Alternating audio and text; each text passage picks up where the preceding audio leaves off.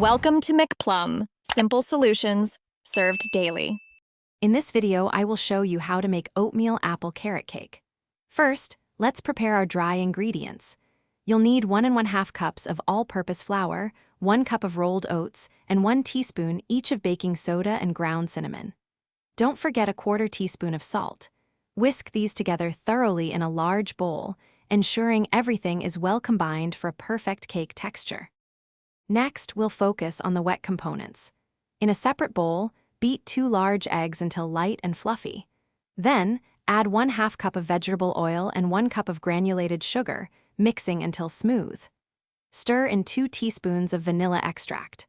Finally, gently fold in 2 cups of finely grated carrots and 1 cup of grated apple, ensuring they are evenly distributed.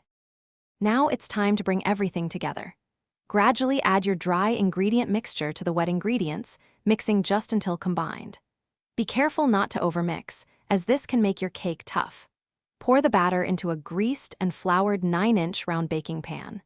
Bake in a preheated oven at 350 degrees Fahrenheit for 45 to 50 minutes, or until a toothpick comes out clean.